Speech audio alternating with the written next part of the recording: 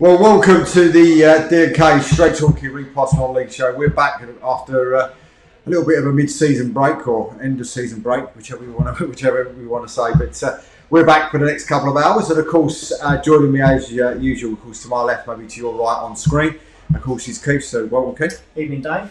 And of course, then to my far left or to your far right, of course, is one of my co-presenters on the show on a Friday night. So welcome, Dean. Evening, Jed. Later on, Michael Spence, the manager of Waltham Abbey, he'll join us. He'll be here about 7:20. And also we'll try and see if we can get to Paul Martin, of course, the manager of Romford, that at about 8 o'clock tonight. Tell you what, Dave, I'm not surprised Michael Spence is late, because he played for me and he was late every single training session, every single match, and I think every manager that he's played for, which would fill this room, will tell you the same. So I'm not shocked he's late. So that'd be one of the questions we'll ask him about. When he comes in. Really interesting one. But I suppose one of the things before we go into the results from last weekend, I mean, what is going on at Kingstonian? I don't know, Dave. I've been pretty busy today as it goes, so I've got a game tomorrow and I'm looking for reinforcements. But I was going to speak to Mark Anderson, who I know who's one of the directors there today, and have a chat with him and find out and hopefully give you a bit of news. Yeah. I've been so busy I haven't had a chance, but yeah, strange one, isn't it? Very, very strange what's going on over there. Such a big club. Mm. So, and could they be the club that we always say is a club that drops and finds itself in a sticky situation in the league? Could they be the ones that drop in there? No, I don't think so either. The ones below them are worse. Unfortunately, no disrespect to them, but I think they've got, I know it's 8 points, with a little bit of a cushion, and I think they'll be fine. I think they'll get someone in maybe just to get them through the season. One of their old managers as well. Yeah. Or maybe they should have gone with the poll last time, Dave. With that. Yeah, he should have done. Boyes or whatever it is. I think I won that. Did win that, yeah? Yes. Okay, so let's start off then with the scores from last weekend. A few surprises as well, I must admit, in some of the way down, and some horrific scores for some teams as well. But Bishop Stortford 2, Haringey Borough 0. Yes, it's a surprise, Dave. Haringey have a wobble and then get a couple of results. I think that league's done anyway. I think every league's done. It's Bishop Stortford at home on their day can get a result, and obviously they have. But I'm surprised. Obviously, it must have been a bad day at the office for Haringey because they haven't scored. Yeah, absolutely. A little bit of a surprise for me. Mm. And the team that keeps still pulling out results, Brighton see Neil Lewis 0. Yeah, they do. They do. They keep getting there, and get a lot of draws though, don't they? That's the only thing, Dave. You go up there and draw, but they had a great season, haven't they? Brighton. Yeah, they have. And to be fair, so's Lewis. They've come up this year. Yeah. I know they've got a big crowd, and everyone gets paid the same, Dave, don't they? So. All the women and that, they're all on the same money, aren't they? Yeah, politically right as well, I totally agree. Yeah. Anyway, so that's, but listen, I know them all there, and I'm only joking, they're a lovely club, lovely people, and I think you get carried away as how could a sort of maybe first over half of the season they had, and they were right amongst it. But overall, I think that's a really good. They've had a good season. Yeah. Still only 6 points off the playoffs as well if they finish the season strongly. Yeah. I think the next one's the team I think we've got to be looking out for, maybe to sneak in those pull-up.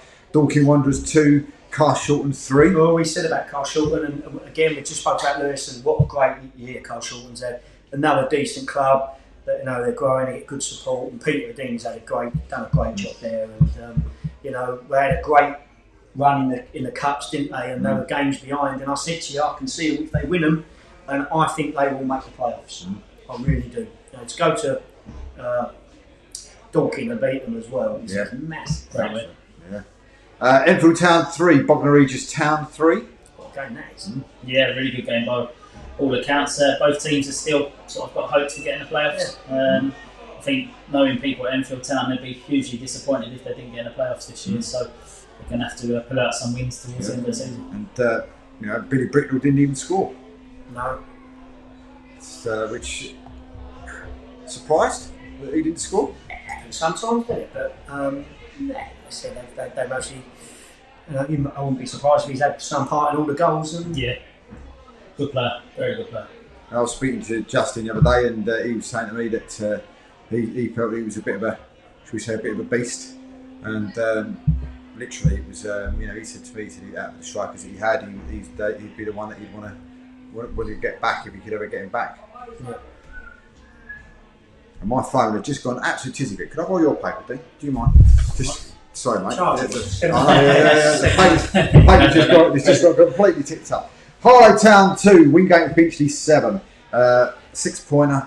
Oh, dear me, how'd you come back from that? And I mean, I saw a couple of the goals. I know Jake's put on there, please don't talk about it, but dear me, I saw one of the goals go straight for the goalkeeper's legs. And today, when, as I say, centre half scored a hat-trick, didn't he? It was just shocking. And how do you come back from that? I mean, as a team? Well, without this sounding really bad, Dave, they must be used to it.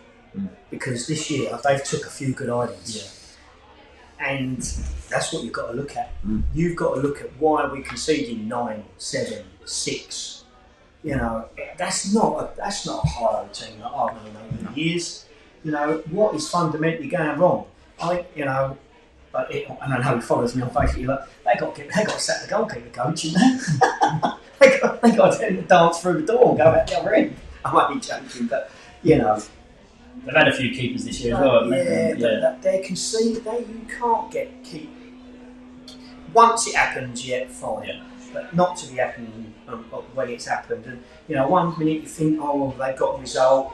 You know, is it going to help? And then you get that. Yeah. I don't know. It's difficult. It's a difficult one. You know, looking at the league table now, it's hard to go back to the drawing board and try and shut up shop and get draws because they need points. Yeah. So I fear for them, Dave. Yeah, I'm afraid I am as well. I mean, one sort of Harlow connection, if I may, at this stage, wish all the very, very best, of course, to David Hughes and the family. They're going through a very, very tough time at the moment, and we really do, send all our best wishes to David, to his mum, and of course to his dad as well. And I hope everything works out for the better for the family in the coming days and weeks ahead. So all the best to the Hughes family. Kingstonian 2, Burgess Hill Town 3. Another team that are having a few issues. It's a great result for Burgess Hill, and you know, Jake's just come on and sent a message obviously to Ollie. You know, they've gone, Ollie had 3 defeats against the bottom 3. Most respectful thing to do was just to walk away. Put your club's best interests at heart, I think. And it was a little bit of a shock. But when they keep moving grounds, everything's up in the air at the moment, Dave. And they need to get some foundations, Kingstonian, massively. And, leaving Kings Meadow without a proper home, I thought was a big mistake.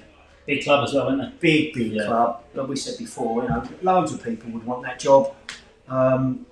And you just hope, I think they've got enough points. I think they'll stay up. But they got to stay up. You're going to want to play Kingstonian. Yeah.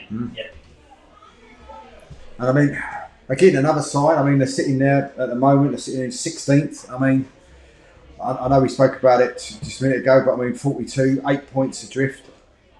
Got enough then? They've got enough. The only thing is, David, if you look over the beginning of the season when Lee was in there, everyone knew that they spent a bit of money, they had a decent squad, and they underachieved. But I kept saying, playing at Corinthian Casuals could not be helping them whatsoever. So they do need, they need to find roots somewhere and dig down. Until it does, they're going to be like this most seasons. But they still got good players at the club, haven't they? They've got good players. So in terms of staying up and stuff, if the manager who's been appointed today goes in there and can get those players playing, they'll have enough to stay up. Kim Harris, isn't it? It's got him now. Yeah. So he knows the club. Managed him before. But I just hope they're a big club. They're a minimum of a Prem Division club. Yeah. So let's just hope that that they can sort things out and get back on track somewhere. Yeah, absolutely. Lowerhead nil, Folkestone and Victor nil, 355 there to see a 0-0 draw. Yeah, it's two big clubs really that are both looking for playoffs, aren't they? Yeah. So I think if I'm right, Leatherhead may need the points just as much, but there's not much between them, is there? With 5 points off the playoffs. Yeah, so and score don't help them too much. Margate 1, Mersham 0. Joe's doing a great job there. As we just said about Harlow, he's gone in there and they're. I would like to see how many goals they conceded since he's been here. I bet there's no more than 3 since he's been took over as manager, and that's what he does well. And he's gone in and organised them and team to watch next year, isn't it? That should have been the team to watch this year. Yeah, they always 10 points off the playoffs. And that sounds a silly thing to say, but they're only 10 points off the playoffs. You've got to believe. Do you know what I mean? All of a sudden, 8 games left. Got to believe. Yeah. They win them all. Yeah. Who knows? Yeah. Potters Bar Town 0, AFC Hornchurch 1. They needed that Hornchurch, didn't they? Potters Bar are maybe one of the sides that on the slip. Squeaky bum time. Yeah, they've got a big game against Wingate coming up, Potters Bar as well, so they'll decide sort of who's down there and who's not, maybe. Tonbridge Angels 2, Corinthian Casuals 0. Another side on the slide, Corinthian Casuals 391 there to watch that one. Yeah, Tunbridge Steve's doing well again. Keep getting results. Got himself into another good position. You know, they had a little bit of a wobble a few months back, and signed a good side. They get through it, and they're banging forward, Dave. And I think they could be the team that no one might fancy in the playoffs. I hope not, because I like Steve, that they do get there. Worthing 2, Whitehawk 0. 1,030 there, and Whitehawk could sort of turn the corner a little bit, and now all of a sudden they've hit the skids a little bit again. Yeah, again, that's what happens when you're up and down. You've got to get as many points as you can, but we, as you know, Worthing are a really good side. So local derby, well, as local as they can get. Get great support Worthing as well. They do. So the table then at the minute, then Dorking Wanderers at top. They played 35 with 74. Haringey played 35 with 61. Tonbridge played 35 with 60. Mersham 35 with 58. Woking 35 with 57. Carshalton 35 with 56. Enfield Town 35 with 55. Folkestone 35 with 53. Bognor 35 with 52. Leatherhead 35 with 52. And we can keep going. 51 for Lewis. And then 2 lots of 49 Bishop Stortford and Brighton and 47 for Margate. It's tight, isn't it? Very tight. I think all the leagues are fairly tight, Dave, if you put games. And I think the big thing, and us, we was having a chat before we come on there about other people's run-ins and games, and that's a big thing. You'll find a lot of the bottom sides got to play each other, and a lot of the top sides got to play each other. It's made it a really, really interesting scenario, and also with the playoffs, about the 2 sides in the top 5 as well with the other leagues. We've obviously one team already going because of obviously financial data. There could be a couple of other clubs that are struggling and all. Obviously the ground grading deadline is only in a couple of weeks' time. I think that could make it very interesting. Yeah, apart from Dorking, who most people think are going to win the league now, everything else is sort of up for grabs, isn't it? Playoffs and the bottom 3. Bottom 3 then, Burgess Hill played 35 with 29, Harlow 35-33, Wingate 35-34, Whitehawk 35-34, and then a 4-point gap to Potters Bar and Corinthian Casuals on 38. Tight down there, isn't it? I think the bottom 2 are gone, if I'm honest. And then it's out of 4 sides. But just going back, I don't know if you've read it, Dave, but Ollie's just come, we're just going back over Kingstonian. He just said they've had 7 managers in 2 years. And that just tells you something. What is happening behind the scenes. Like I said, I know Mark sort of departed from Anderson Travel, but they need to get something there, and they really do. Otherwise, next year it's going to be a very hard season for them.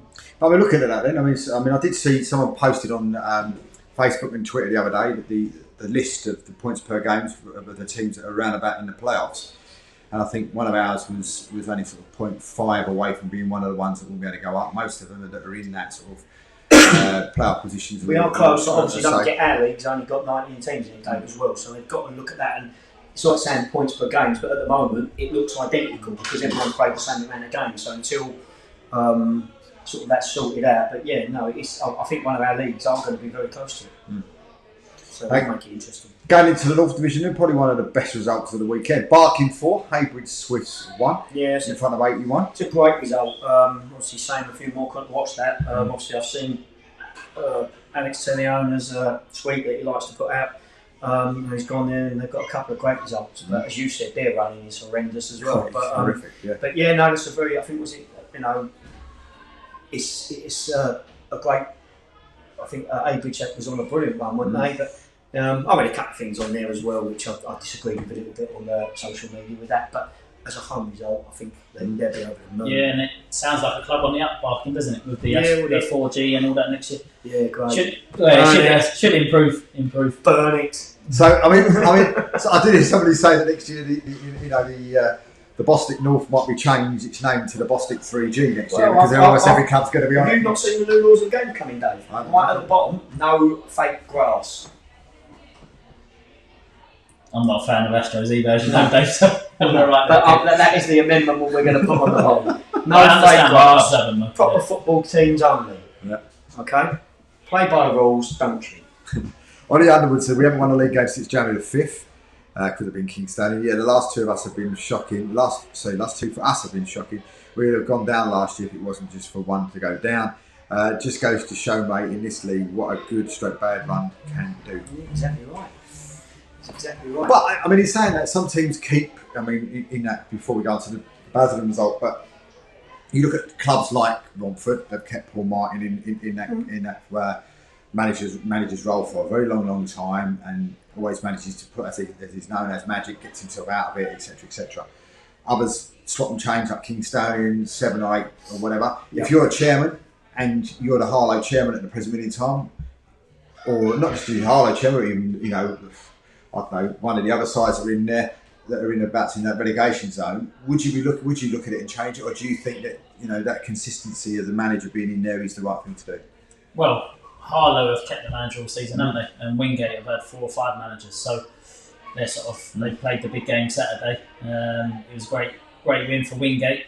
Every club does it their own way, don't they? But I'm a belief that everyone should stick with the manager and let him do his job. Ultimately, if Harlow go down, he hasn't done his job. But that's the same for all of us. Yeah.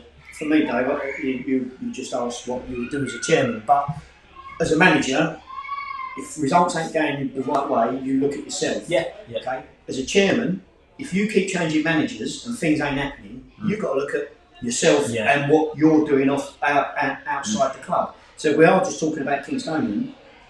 They might never offer me the job now. I'm going to say this, but they've got to look at themselves because it sounds like they're a shambles. Now, I might be completely wrong, but if they've had all their managers, and there's some good ones they've had. All couldn't have done a bad job. Something, and I know that the last ones just walked and they were, oh, what a great manager we've got in here. Something fundamentally can't be right. But then all these managers have gone for the interview. Surely they're not silly enough to sit down with the board and go, what's your plans? What are we looking at? So you've got to look at it that way. So if you're asking me the chairman question, I'd say that. If you've had the same manager for a while and you think that it ain't going to happen, then obviously you're taking it, especially now with 2 weeks to go, you're taking the biggest gamble. Yeah. If you think you're going to go down anyway, then and you don't want him for next season, then you might as well look. Yeah. But then you're talking about Kingstonian, who are a club with the players they got, you would say they've got a decent budget, where some other clubs who are down there haven't obviously got that budget. So for Kingstonian to be where they are with the money they've had this season, something's wrong somewhere. And Jake's has come in and said, what do? You hire Dean Barker, that's what you do. Cheers, mate. Back to North Division. Basildon United 3, Romford 1. Romford actually took the lead in that game as well, 93 there. I know he's coming on later, but 9 points. Can the Magic turn it around still? No. It's going to be hard. Yeah, no, it's going to be hard. Sorry. I like Paul, and every year we say, I just think it's too much this year. I looked at he scored though for Saturday, and obviously he scored as well. They haven't got a bad side. I just think it's too much now. I really do. Started really well as well, didn't they, this season? Top for a while. Yeah. I don't know.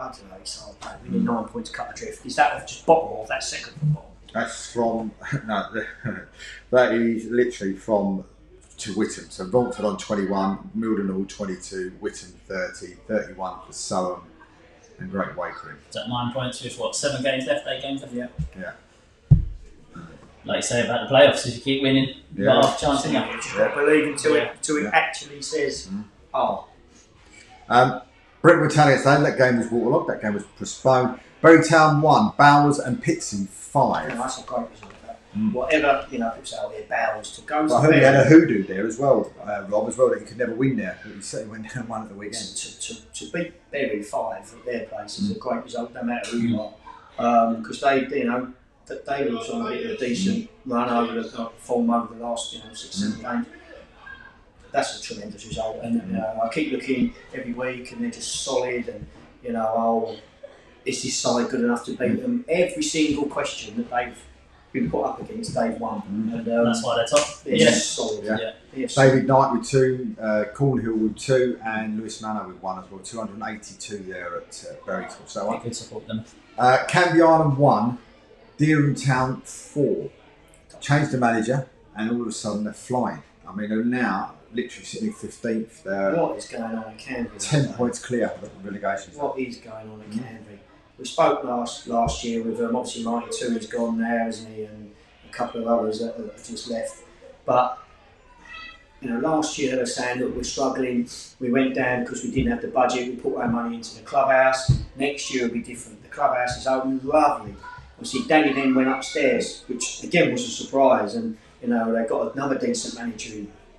And I know you can look at the league table and go, well, they're not 12th. Yeah, that's not good enough for a side of Canby. So they lost in the playoff final last year, didn't they? Yeah. 23 points of the playoffs. They'd be shocked with that. Something might have gone on there behind the scenes we don't know. And I'm not having a dig at them. No. With the squad they've got and what we went and played them pre-season, and I thought, they're going to be there in their bats. If you put Dereham Town 3 points back in, they'll literally only be 3 points behind Canby Island. Which, when we were talking about them possibly being relegated and rock bottom at one stage, it's quite a turnaround.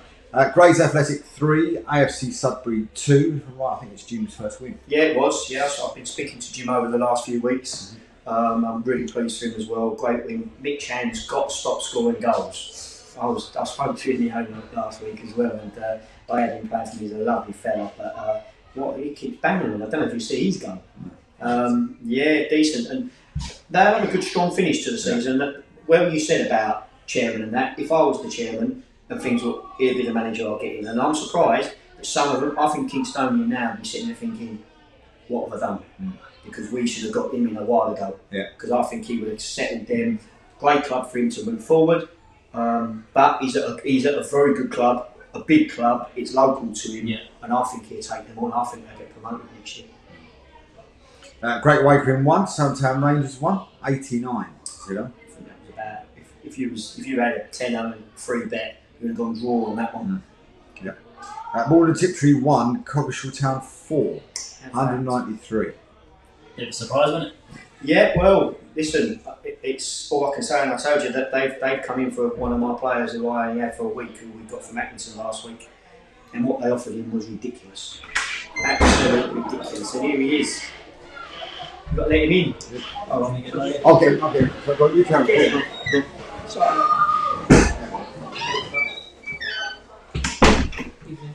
You have to hurdle over the wires, mate. Thought I was disturbing.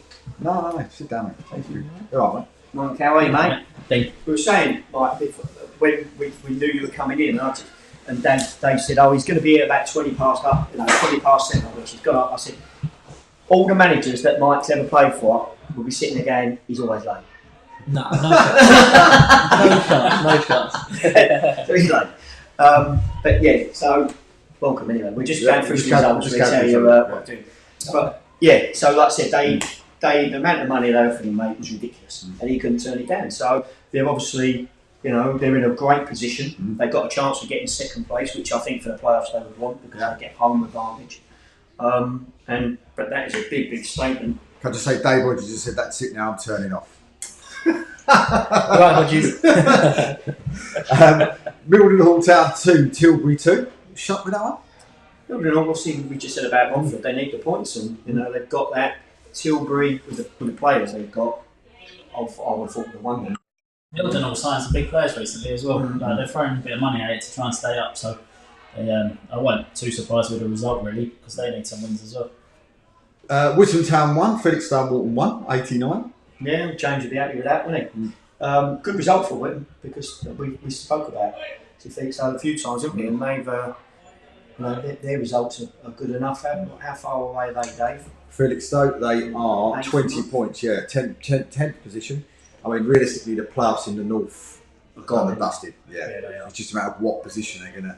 The excitement is where they're going to finish now. So advantage and stuff. I think they're nearly gone in all the positions, aren't they, Dave? Probably, yeah. I think the only one that may be a chance is yours. Well, that's about Fingers crossed. yours and the Prep, probably. But I mean, looking at the table in the north, it's Bowes and Pitsea played 31 with 77.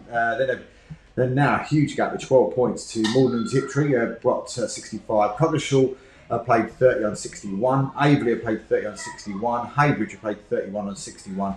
Then a 15-point gap to AFC Sudbury on 46. At the bottom, Romford played 31 with 21. Mildenhall 31 with 22. Whittle played 31 with 30. And then two teams that we said earlier on 31, Great Wakery and Surrey, and the ever-improving Dereham are on 32. So we'll leave the top because it's all done and dusted. But what about the bottom? Where do we see it?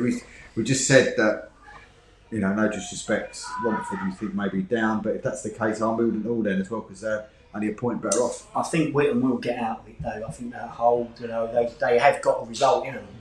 And I know you said about, Bill May, they've signed some good players, but they are still, 8 points adrift. I think, looking at it, your brain tells you that them two mostly are there, but you never know. Wasn't Romford was similar last year though, weren't they? They were. And it looked like they were right, and then they put a little run together, didn't they? We got him on in a minute. I just, it just seems a long. We've got to go through the fixtures, Dave. We've got to go through the fixtures. We'll go through the fixtures and we'll have a look. And we want Romford to stay up because we all like them. I don't really know anyone at Millville, so see you later. Sorry, no respect to anyone at Millville. I ain't going up there again, so adios. Just signed Jordan Lau this week as well. Plus bar. The old football web page has crashed, so we'll have a look at it. I'll try and get back on again in a minute. But, no problem. I'm sure someone will let us know. Going in then to the South Central Division, Bracknell Town 3-2, then Mission 1. See the goal? Yeah. Oh. Is that wind assisted or is that your goalkeeper need jumping on? I think it's the keeper's fault, to be honest. So do I, yeah. Do you know what? A similar one, funny enough, we didn't get our game recorded this week, but a similar sort of thing where a corner's gone in and the wind has pulled it in, but the keeper's jumped. He's gone in the goal, pulled it out, but they've not given it. Yeah. But that one, you'd say, it's wind assisted. But where it's gone on the floor, and it's almost like he's kind of waited. It's a great camera angle though, isn't it? That's the thing. You can see, it looks like it's like he's switched off. Or he's already thought, I'll pass that ball, and then, oh God, I don't think the wind it couldn't be that strong because it wasn't like the ball was pinged back to you. Yeah. Do you know what I mean? Just like it was nice pace for you to hit in one. Yeah. And all of a sudden it just looked weird. I think there's more goal. It's a bit like Glenn Paul's over here a couple of seasons ago for Parrot. Well, it must be a thing of goalkeepers. 35 yards out. It must be a thing of goalkeepers, like I say, because Faversham scored against us direct from the corner, and my goalkeeper's 6'4", and he made a mistake there. And obviously Millwall yesterday, obviously chocolate fingers. I don't know what that was about, but I don't think that had nothing to do with the wind either. Obviously, if there's any Millwall fans watching that want to kill me, I support them. Cheshunt 3, Egham Town 0. From what I was told, Egham put up a great fight in the first half on Saturday. Well, I nicked to the loo there, and obviously there must be some history between Cheshunt and Egham, because they wrote on the score like "have that, we owe you" and all that. So someone might tell us what went on there, but I expected that result. I think obviously Michael knows the league more than us. I think everyone expected Cheshunt to win, but Egham. Then obviously when you get to March, no offence, but if you're down there, you're not the greatest team. But initially, until you break them down, like they'll keep going. Yeah. It's just like anything. When you're down there, it's sort of like once one goes in, you're like, oh, here we go again, sort of thing. So it was just going to be when Cheshunt got one. Yeah. And that was it, really. Marlow 1, Ashford Town 0, 125. Don't concede Marlow, do they? No. Solid, very solid at the back. Molesley against Sharp on St Peter, game postponed. Yeah. What was probably Relentless. what was probably a big game for them as well, wasn't it? I mean, They've got 2 weeks to sign me. I said, I'll help them out. We get down there and bang, we want Molesley to stay up. Yeah, we got them next week. Oh, listen, don't worry, Molesley. We'll have a chat with you here tonight. Listen, I've known Mike for a long time. We can come to some arrangement. They're down there, they're lovely people. Have you got to go there? We played the first game in charge was Moseley. Yeah. So It's not the best down there, but they're lovely people. Well, yeah. To be fair, I've not really gone to a ground where I don't really like the people. Yeah. Do you know what I mean? But yeah, I'll take your word for it. Hopefully they can stay up after us. I know you never played with VCD. I'm not joking, what do you think? But yeah, listen, they're lovely people. They've got a great result, and we was off air, didn't we, Dave? We all supported them. And they've got a chance. Yeah. They have South Park. You're going down. 3 games in hand. That's Molesley lot. We're coming for you. We did 3 games in hand. They jumped over above Romania. I think they've got Hayes and Yedding as well. But by that time, Hayes and Yedding would have had it all wrapped up. So hopefully, Done a deal with Hayes and Yedding. All you got to do at Molesley, just stick a load of champagne on the table for them in their changing room before the game. They won the league. Points are yours. Northwood 2, Chipstead 0, 194. There that one. That surprise result? Anything, Mike? No, they're both like quite similar teams. Just big, strong, not necessarily good footballing teams, but they'll just battle you really good from set pieces. Those type of teams. So it literally could have gone one way or the other, to be honest. South Park 1, Hayes and Yedding 6, and so they continue. 115 goals now in 31 games. Yeah, I see a couple of their goals on. Great finish the last Yeah, one. it was, wasn't it? So, and like I said, South Park, I think they're in some serious trouble. I really do. I know that Molesley have got to win them games, but they've got 3 attempts at it. Yeah, they've got some of the teams around them as well. I mean, Sharp on St Peter was one of them. So I think they've got a few of the teams, in that sort of vicinity of them. So I think they've got like Hayes and Yedding, I think they've got Marlow as well. But as I said, Hayes and Yedding by then, by the time they have to play them, will probably have had it all wrapped up by then. So They're probably chucking a few like fringe players. Yeah. Mentally, you're not really there. No. You say you are, but you're Players not that really might need appearances to get a trophy and things like that. Yeah. Uxbridge 0, Hamwell Town 1. Again, I've played Hamwell, but Mike might know if that's a... Yeah, no, I can see that happening. We beat both, to be fair, but Hanwell pushed us. We went 1-0 up quite early, and then they hit us with like 2 in a minute. Again, another strong team. Uxbridge, I didn't think were great, so yeah, that's about right, that result, to be honest. Jerry's gone to Hamwell and done well. Jerry Marshall. His brother Josh was the top scorer for Sunderland this year, Sanford Bordeaux. So good player on loan from Cheshire. Wolf of Abbey 2, Bedford Sports 1.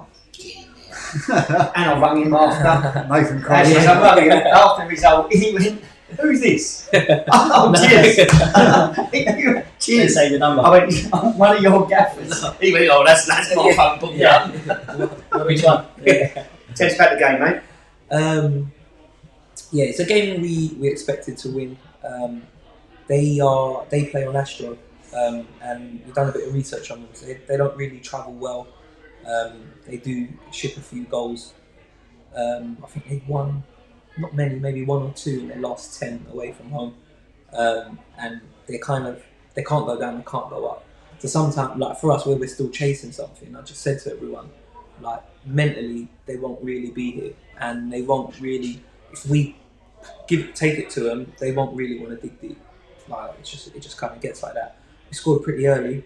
The only bad thing or upsetting thing is once we scored, it was sort of there for the taking. We had some chances which we didn't take. We slowly, I wouldn't say we let them. They played better than us, but you could feel them growing into the game, giving away a few silly set pieces, giving them a chance, and then they did score. And then we kind of stepped it up again, and it was one of those where it was going to be 1-1 and it finishes, and you think we've dropped points here, or we were just going to slowly grind them down. And luckily, we got a corner last 3 minutes. It's come over, centre backs hit it back, and then we've scored. And then after that, we could have had a couple more, to be honest, on the break. But yeah, big result for us. So 2-1, we're happy with. Where 3, FC Romania 2. That's not a surprise, is it? I think only maybe the scoreline maybe is the only surprise there. You played both of them, mate? Yeah, we lost to Ware. Good team, play a lot of football. Obviously, they're on Astro as well, which would suit them. Surprised Romania, I know it was 2 late goals. But yeah, I thought it would have been, well, I wasn't there, but it doesn't look comfortable on paper. But I thought it would have been a bit more comfortable than that. With Ware, with the Astro, is that the biggest slanted Astro you've played on? I've not seen. Do you know what? I've not been there. We go there middle of next month. Because their pitch always had a big slope. I never liked big slope as well. Is it? Hendon, I've been over there. Yeah. Well, Dave Rogers has come in. Substitutions made a difference. The crowd told you what to do. Yeah, I bet they did. Westfield 5, Hertford Town 2. 78 there. We're talking about Molesley getting out. Hertford Town in all kinds of trouble there. We brought the manager in and we gave him the hooligans. Because I don't think they've won of them since he's come in. It's difficult because he's literally had to bring in a whole new team, isn't he? He has. And that's what he was saying. But I don't know. I think they'll be okay, David. Can South Park win more games than Hertford? That's the only thing. I think it depends on who you got. If they got each other, that could be a good one. Yeah. So I think it just kind of comes down to that.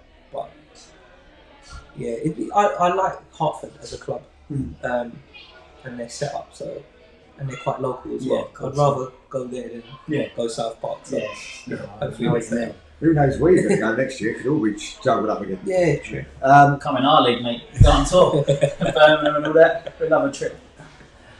The South Central, the Hayes and Yedding, they're just away with the Birds. Played 31 with 76. Bracknell played 30 with 62. Marlow played 30 with 61. Chesham 31 with 59.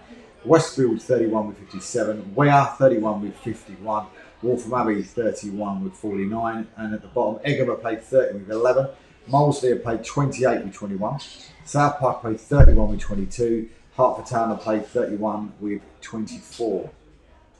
So who's getting in that top 4 places or the top 5 places? If we say Hayes and Yedding are there, Waltham Abbey are there. They've got a chance, haven't they? No, do you know what? It's we've dropped some silly points, but it's a difficult one because I want to win every game, but then it's like sometimes you got to kind of step back, and it's like when we took over it was in December, half the team had gone, obviously with Mark Stimson to Hornchurch, so it was a case of bringing in players. Some players we had to get fit, and we haven't had a lot of time in terms of like training to get our message across in terms of how we want to play. So we're kind of trying to juggle a lot of things as we're going.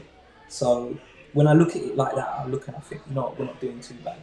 But then from a personal thing, like you just want to get there. So I don't know, maybe where they silly points dropped, we'll have to see at the end of the season.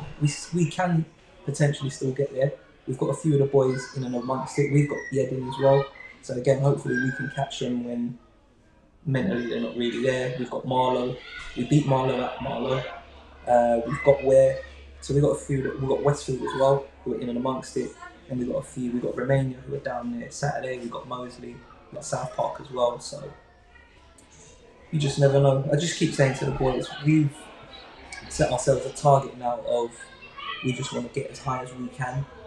We've looked at it in terms of over the last 10 seasons where Waltham Abbey have finished. So touch wood, we're on course to. It will be the best finish since 2008, which is when they got promoted.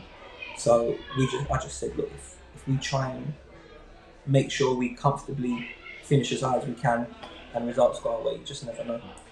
Banging on Simon's door, asking for a bit more money for some players before the deadline? No, we just work with what we've got. Yeah, work with what we've got. We're now, we're at a stage now where if we had the squad that we've got in now, initially, then I think we'd be at least 12 points better than we are. But again, it's first season doing this, so it's all a learning curve. Yeah.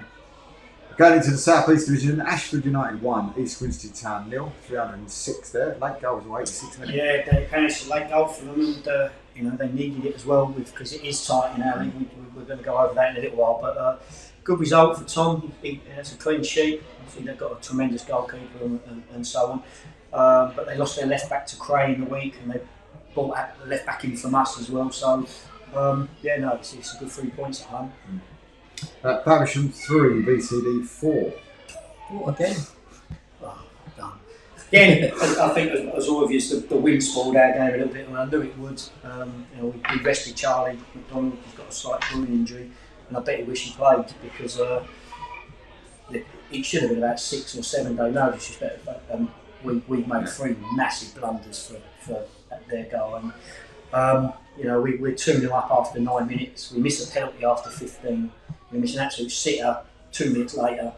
And really took our foot off the gas. They're quite direct, and they score direct from a corner, which you don't see at this level, really. In the 40-odd minute, I had a bit of a go at half-time, it's strolling. And within again another 5 minutes, we're 4-1 up. Have an unbelievable disallowed goal, which is a joke to go 5. Miss a couple of chances, and then in the last 5 minutes, keeps dropped one of them on through his legs. So it made it felt. It's really weird. You win 4-3, and our away form is unbelievable. I think, obviously, apart from Craig, I'd say we've mostly got the best away record in the league. Our home record is dire, which I don't understand. But we just keep scoring a lot of goals. But if I said Charlie would have been there, he'd have filled his boots. He would have been out. I think he's joint top goal scorer in our league anyway. But he'd have been 4 or 5 clear. But it's 3 points away, which we needed. So we just need to keep going. We've got a game tomorrow night. The 95th time we try and go to Whitstable and play, after obviously being abandoned after 7 minutes. So, and again on that, how is the player? He's okay. We got him to do a warm up on Saturday. We named him on the bench. He's going to be part of the squad again tomorrow. But it was scary times, I won't lie, as a manager, to see a 19-year-old kid absolutely scream. We thought he broke his back. We couldn't move him. He was face down. We were lucky that Alex Gaggy, our winger, he's New Zealand, his mum was over, it was his birthday, and she's a doctor in the hospital. She come over and, it's like, what do? You go through what you sort in any basic first aid. We asked for a stretcher, but we couldn't roll him over because it's his spine, and you're thinking, you had numbness in his legs. But touch wood, it's just bad bruising, and he's moving about. He's had constant physio most days with us. So hopefully, he'll be back playing very soon, which is great because he's only a young kid. Yeah, absolutely. Greenwich Barnhill, Horsham 2. Yeah, they've been gutted, Steve, over there. They've signed some big players. They're doing their best to try. They've just signed Jack from Hive, who had to them. It's in English, I can't keep pronouncing his name, but very good player. But Horsham are very solid, big side, organised. A team that are going to get in the playoffs, that really they're the one that you want to avoid because they're so organised, very powerful, don't concede many goals, but can score. And I think Greenwich could have done without that because if you look at the league table, they still believe they get out. I think they might do. I really do. The players they brought in and Steve Salis has signed some great players. And fingers crossed they can. But Hastings 3, Cray Wanderers 2, and they were 2-0 down to Cray as well. Yeah, I haven't spoken to Tony this week. Good results. Hastings shocked me because we played them the week before, and I didn't expect that. But they are a good side at home. They get a good crowd, and they're a big club, Hastings. Cray wouldn't have took their foot off the gas, even though they basically won it. They're not that sort of side. But they're two teams that try and play football. And to come back and from being 2-0 down against them is a brilliant result. That's 2 defeats in quick succession, wasn't it, for Cray? No. Did they not lose? I'm sure they lost the other week, or was it a draw they ended up with the week before? They beat Horsham, didn't they? They beat Horsham, didn't they, the week before? Then I thought They've only lost 2 all season. One's Horsham, and that's that. Okay, after I saw it, I thought they'd lost the game. So No. Haywards Heath 3, Whiteleaf 1. Whiteleaf was 1-0 up as well, David, and I think obviously that's put their promotion to playoffs to bed a little bit with the games they played, I think. And obviously they've let a couple of players go, I think, on the back of that. Haywards Heath, we've got to play them, they've got to play everyone, and we've got them in a few weeks. We'll decide what happens with us if we win our games in hand. But to come back, we're from 1-0 down, 3-1, as Michael just said, when you're in that, you just got to win it. Yeah. No matter how you do it. Herne Bay 2, Guernsey 2. 2-0 up, Herne Bay, weren't they? kicked that, but Guernsey needed that point Yeah. massively. We went over there, Dave, and Ben was asking, they're not a bad side, Guernsey. They're not a bad side. But, you know, there will be quite a few people hoping they do slip into that relegation. Not because the people over there are fantastic, lovely club, treat you well. Wow, it's a journey. Wow, and everyone says the same. And it's, you know, and they're telling us about Jersey coming into the combined counties next year as well. Lovely people, just it's a long, long day. And, you know, I am shocked they are there because the side they've got, and last year they struggled to bring the same side over. Yeah. But this year they haven't. They've kept that sort of side home and away. Yeah, bit of surprise why they are there. Just a weird one. But Hive Town 2, Ramsgate 2. Bit of controversy at this game. There was a couple of red cards for Ramsgate. I think 1-2 bookables it wasn't, and then a straight red for Kane Rowland, who scored early. He was a very good player. But I think that's a local derby really, and Nick's had a really good run, Nick Davies, since he's took over manager there. So to be honest, Hive, I think, disappointed that they haven't made the playoffs. One with the size of the squad they had and maybe budget as well, and very similar to last year when Clive Walker was there. So not Clive Walker, Clive Cook. But yeah, local derby, even Speeding, but they had a big saying of the referee's performance. That was all the newspapers and all that from where we were. Billy Sports 1, 7 Oaks 0, 82, yeah? Yeah, penalty from Jeff again. Phoenix said difficult conditions. They played well first half, deserved to be in front, but 7 Oaks had a really good go second half, and Mick's done a good job for 7 Oaks, and Paul sort of steadied the ship a little bit at Phoenix again, and they picked up a couple of good results. Obviously they beat Ashford, didn't they, the other way? I think that might have been the one you was on about. Yeah. And then drew last week with Faversham, so they've done well.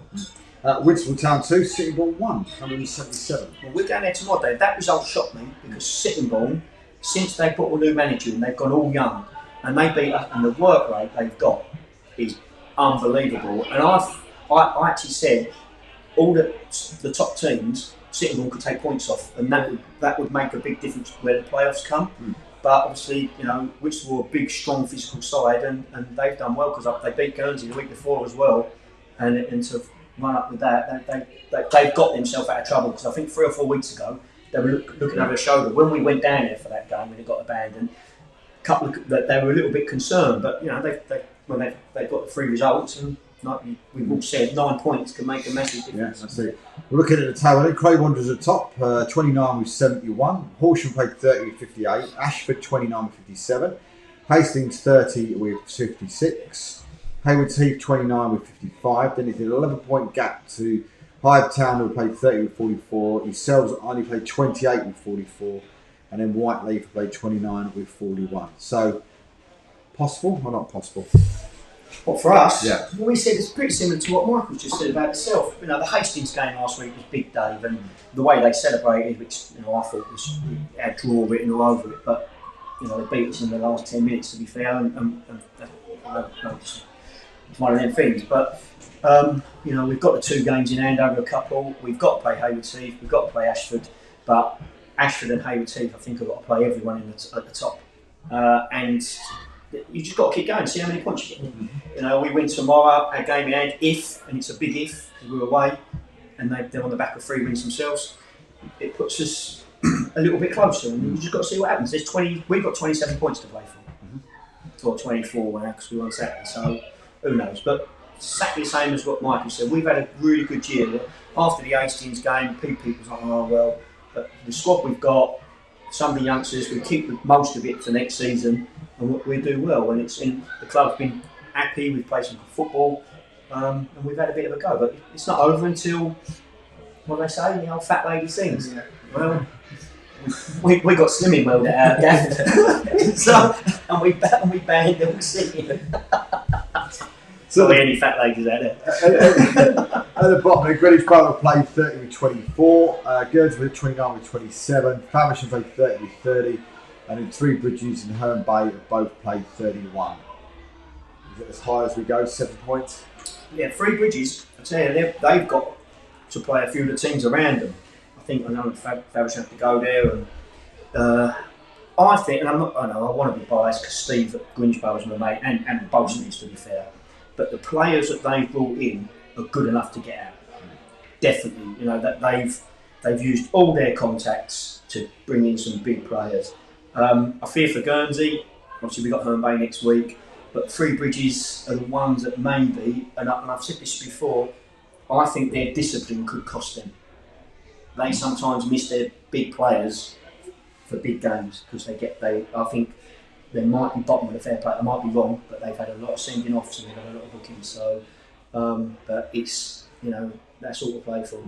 But busy. I still think Thames need to get out of it. Just about. But the next few days they're going to be busy for Kelly and that at the office as well. All the transfers that you would expect. She does nothing all year apart from that. So she's listening now. It was obviously. I think Michael and then know themselves that there's so many teams now releasing players and whatever. Obviously, the love of social media now when a player pops up and free agent next to his name, it makes you laugh. Yeah. Right? It's just a great come and get me. It's like, who needs an agent? But has anybody picked up Kieran Bishop yet? I haven't seen anything. Kieran's gone somewhere. Who did I speak to in the week where he's gone? I won't say because I spoke to someone at the weekend. Yeah, I think. I don't think anything's been announced, but you'd imagine. Normally, you look on Twitter. Yeah, everyone loves to. Yeah. Oh, I know who I spoke to. I just told you earlier I spoke to. Yeah, but someone who scores goals like him is always going to get off, isn't it? Yeah, you can tell. Sometimes it's like when you see someone like saying, "Oh, I've left the club," blah blah blah. You kind of know, okay, you're leaving, and you know where your next move's coming from. You know what I mean? Like I said, Martin Tui leaving. Again, it's another Canvey, which obviously Michael Waker as well. I think. Yeah, he's got a great Waker on. Yeah. Did he go Waker in? Yeah. Well, Martin Tui's gone there. I think he is. Yeah. Wow. I saw that yesterday. It's not that long. Sorry? You missed it, didn't you? Yeah. No, I spoke to Martin at the beginning of the season. I might like before we signed Charlie. Because he's a proven goal scorer. You need him, and we played in pre-season. He looked really, really lively, and he was their main forward because last year, do you remember the playoffs? They dropped him for the final, and he wasn't happy. And so for him to, he's local to him. Yeah. Tui is quality. Obviously, when I was at Hornchurch, we played together for a good sort of 3-4 seasons, and when he's good, he's going to score. But when he's not good, he's still going to score. And there were so many games where you just didn't even notice him, but then the ball just, you know what it's like. He's just got that thing about he just knows where the ball's going to be, and then all of a sudden we win 2-0, so he's got 2. He's touched the ball twice. And he'd get I think every season he got minimum 20 goals, any time he played. That's within. He said, he's scored everywhere he's gone. He's scored. He was at Kingstonian as well. Scored there, so he's been everywhere he's go. He scores goals. Well, Michael Whaling's just joined us, the Hertford Town Fans TV. He does that. I'd be interested to see what he thinks about Hertford Town, whether he thinks that they're going to survive this year, or whether or not they might face that dreaded drop. But what we'll try and do, we'll try and see if we can get hold of Paul Mine, and we'll just pull him up. I won't actually read out the telephone number like I've done once before, but we'll try and we will try and get Paul on the best we can. See if I can find him on the big list of there he is. Let's see if we can get him on.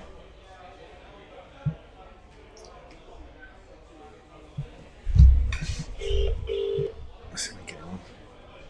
Stop it there for a minute. Let's get that back on. We'll keep trying to get him on there. Just we try to get him on. It goes down.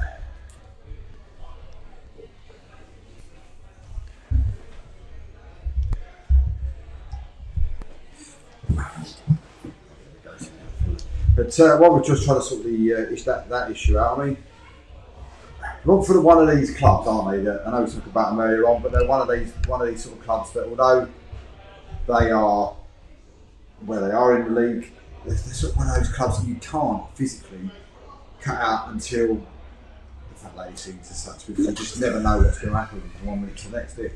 As Michael said earlier, they have got out of it before, and if anyone can do it, it's them. And they're always, no offence to them, but they're always sort of in and around there, like every season, and it's just they're one of those teams. Even though they're down there, if you don't turn up and you're up for it, they're going to take points off you. There's a lot spoken about them, no budget there, and that's sort of mentioned all the time, isn't it? Yeah, all the time. And it's just one of those things with him. I mean, I don't know how confident, of course, he is as well about surviving this year. You just don't know. I mean, I've seen he's not going to tell us that he's not. No, but, listen, he will basically think that they're going to stay up. Yeah. We're going to talk to him. I've got their fixtures here, and they've got a really easy start Saturday. They've got Malden at home. Then they go away to Haybridge Swifts, and then they got a massive one at home to Whittam. Away to Sudbury, home to Soham, big one. Grays away, and Felixstowe at home. So they've got to look to win all three of their home games. Malden, well, it's a toughie. But they're coming off the back of a defeat themselves. And as you know, if anyone can get a result against one of the top sides, it could possibly be them. Yeah, absolutely. Yeah. We'll just try and get him on. Otherwise, we'll just have to stick him on the speaker. But we'll try and desperately to try to get this to work. Technology, always a nightmare. Okay, it's just gone green there, so we might be. Let's see if we can get him on here.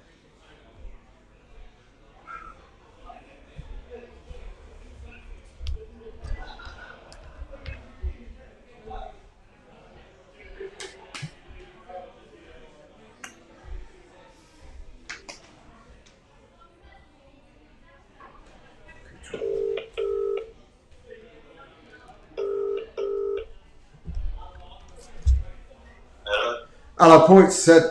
David from the Reposs show. How are you, mate? Yeah, too bad, mate. You alright? Yeah, not too bad, mate. At least you're better off this week than you were last week when I called you and you were sitting in a cab. Yeah.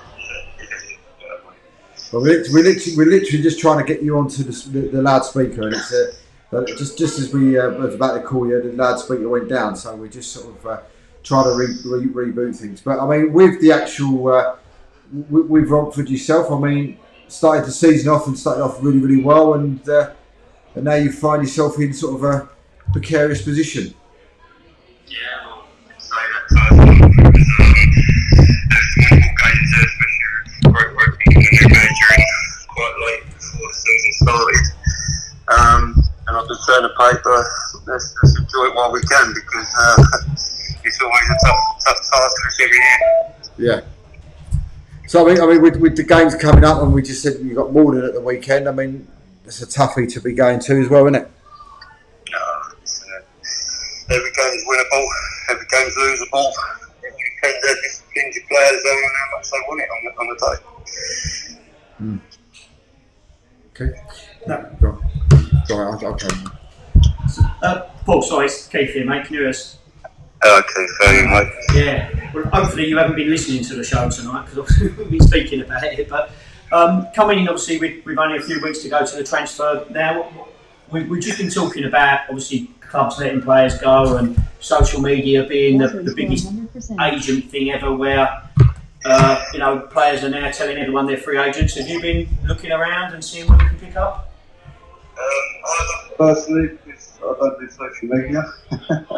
Alex is my man for that. He's my director of football, so I'll text him and ask him about players and see if they're available. But you know for a fact that it doesn't matter whether they're a free agent. He's still trying to persuade him to come to the club, especially now you're bottom of the league, and not being able to pay anyone any money. So we don't get that choice. Unfortunately, we probably put 77 days in a season, and we're probably lucky to get one. We can't even attract players from under 23 teams or basic senior levels at the minute. So the money's strong this year, and everyone's wants to fight for their shirts at the highest club they can. Is that what you found this year, Paul? So we were speaking, and Michael Spencer's here as well, and he was saying that you got out. You was in the same position this time last year, and you got out. What is the difference this year? Do you think it will come down to that reason, what you've just said, with the more money in the league and players not really wanting to go? Yeah, I think so. I think when you look at, we've survived for 10 years in this league with no budget, and everyone keeps saying, they keep on about no budget, but you think how many clubs over 10 years have had to survive, how much money they put into their club to keep them in this league. and how much it's cost us. It's a little bit phenomenal on that side of it, but yeah, you look at over the last 3 or 4 seasons, there's been teams, no disrespect to any of them, your Ilfords and Bolton sides and things like that, who you know you can sort of compete with because they've not got a massive budget. And you always sort of try and plan. It's probably one of the things as a manager like yourself is I'm always in that situation where I've been in for this long, knowing I'm never going to win nothing to this level as a manager, and all I've got to do every year is try and pick a squad to try and survive. But as a manager, you've got to try and sell the club to a player to get him to come to the club. You know, and I think unfortunately with us is we're probably more of a feeder club than we are a club who's trying to be successful. You know, we've just got to try and survive until the new stadium's built, which has been going on for the last 10 years now. And we've just got to keep trying to keep the club going. And obviously, at the minute, there's a lot of clubs folding at this precise time, and luckily we're still going. You know, with what we've got to play with. You know. Yeah. You mentioned about obviously you've got to try and sell Romford to players. Have you struggled this year? Whereas one of the things that was going for you a little bit when you used to ask players to go down is obviously playing at Thurrock. It was always a really good playing service, lovely stadium. And this is no disrespect to East Thurrock, but it's a little bit further out the way. Has that been a problem for you? Yes and no. I think, like you said about the clubs we've competed with over the years in the Rangers, when you look at the team who went down last year, you look at the teams who've come into the league like Coppershell and Felixstowe, they've got very good. They're very financially comfortable, aren't they? So they've only strengthened the league. They've not weakened the league. And again, even if we come out of this league, the teams from the 16 who might come up, have got still have a budget we'll be able to compete and sell the cups to someone, But yeah, East Thurrock is still a fantastic place. It is I've always got a real solid south at Thurrock and also East Thurrock. Although East Thurrock is two people I respect so much in football, And for us to try and attract a player, one, we've got to try not to play on the same ground as a team in our league, because as yourself, come play Romford at Waverley, or I'll go and play Waverley and get money, So we have to try and find a club who's not in our league to go and share first call. We've probably got one of the best training facilities, and we're playing on a nice pitch, but it still don't sell that club to the play, It's still a lot of players now, and we've got to understand these youngsters now are money's hard at the minute, and they're getting off the £50-60, that can put them on the property ladder or buy them a car, rent a car for a month, So you can't hold anyone or grudge anyone from taking that money. And just looking forward now, you've got your 7 or 8 games left to play. We were seeking there's an 8-9 point gap, but you have got obviously Witten coming up at home. Is that the next 3 weeks? Is that going to determine what happens? No, not in my opinion. When we looked at last week's result, Mildenhall for everything at us, even when they went down to 9 in the last couple of minutes, we were responsible probably to take the win. And then obviously we go and make an absolute error against Basel the following week, which so it don't count for nothing that game last week. If we'd have took the result against Basel on Saturday, closed the gap to 6 points, and then I'd have gone, right, we can give it a go. But as we met Malden and they could switch a bit too early, because they're mathematically being playoffs now, which they probably are anyway, would they put a weakened squad out to rest a few players? That's what you've got to look at. And then you've got to look at the teams. If you're playing teams in mid-table with nothing to play for, you've probably got a bit more advantage because we have got anything to play for. So the ball balances, but it's still, for fact, it all depends on whether your team turn up and they've got enough about them to get a result and want. Not personally, they want to stay in the league. It's trying to keep this club in the league. Is it a case of if it is worst case scenario? I think when Steve came on earlier in the year, he said that if I remember rightly, he said something along the lines of that one of the things that you wanted to do was lead the team out in a new stadium. Of course, yeah. Like I said just now, what manager? Not picking yourself up or anything, but what manager would stay at a club this long? for nothing, you know. You know what I mean? It's not. I'm not here to be successful over 1 or 2 seasons. I'm in for the long run, and I've obviously been here for 15 years now. But first team manager for the last 11 years, I think now, and I'm here for the whole. And I want that new ground. I want the community back. I want the fans back, and I want to bring the youth from Romford into Romford. So, like I said, if we get a big investor comes in and he don't want me in charge, and then I'll be happy to walk away because I'm for the club, not for myself. That's surely not going to happen, though, is it? No, but you never know, do you? I mean, in a positive way, that is, of course. Crazy now, isn't it?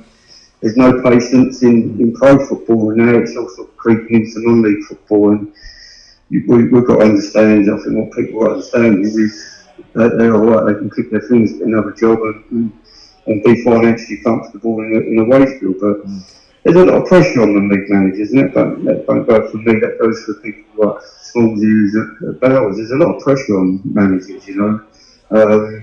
It's a positive thing for me, there's no pressure on me to pull miracles out, and to be quite honest, the only pressure which is on me is myself, you know. I'm a winner, I don't want to get relegated, I don't want to lose games. I have a bad weekend every weekend when we lose, and this year's been one of them seasons, you know. Last year we thought we was dead and buried, and we had the presentation booked in that last game of the season, and it was either going to be one where you get 2 people turn up because we're down, and probably I will really turn up to an absolute party till 4 o'clock in the morning. So I think until it's mathematically out of our hands, I'll still keep fighting and keep trying to get my players up for it. And I've got to look and think hard this week whether I can try and bring 4, 5, 6, maybe 7 players in who are up for a battle, you know. And at the minute, the second half was an absolute embarrassment to myself and the club,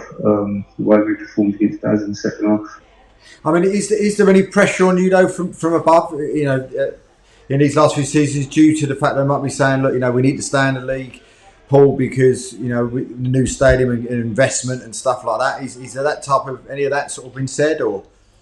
No, as I say, I always ask that question. You always look around it, you always look at what supporters how they look at you, and how the board look at this sort of thing, and after losing games and stuff, and as I say, all you can do is say sorry and stuff, but I understand where I am, and I understand what they want to do, but not like you said, I've kept him in here for 10 years now, you know, waiting for his new ground, so I can't say I can't give him no more, because I want to give him more, you know, but it's just frustrating times, I think, for all of us. But like I said, we've still got a club, we've still got a name, and as long as we've got that, you know, even if we're playing at park level football, until we get our own facilities, and then we're okay, you know. We're not in any debt financially because we've got nothing to pay it for, but it still gets harder every year to find the rent costs and obviously your fines bills and your referees bills. So to be honest, I think we've got to give credit to the club for keeping this club going. So just obviously, you know, it's difficult for you to try and plan ahead for next season because obviously where you are, but you know, it must be so hard, Paul, like every year where, you know, managers like me and obviously Michael sitting here, you know you've got something, you know, you haven't sat down with your chairman yet and know what, but you know, you can start thinking, right, I can look for that player, I can look for that. You know, you've got a rough idea what you might need, but when you've got nothing, really, you can't plan your season maybe until you see what's left. Exactly, yes. We have open trials every year. We have anything between 150 to 200 people turn up to open trials. And they all wanting to play at this level of football. And sometimes you'll find that odd 1 or 2 gems.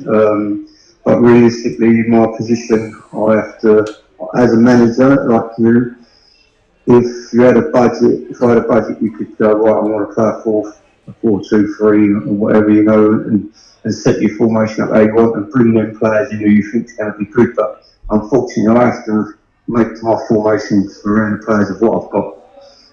That's probably the hardest thing as a manager, you know, to not be able to put the formations you want to play out. than what you've got with character as a player, you know. So until we get that squad settled and we pick the right ones we can, and then we have to sort of work around. What size squad have you got at the moment, Paul? At the minute, we're probably looking at 26 players. Okay.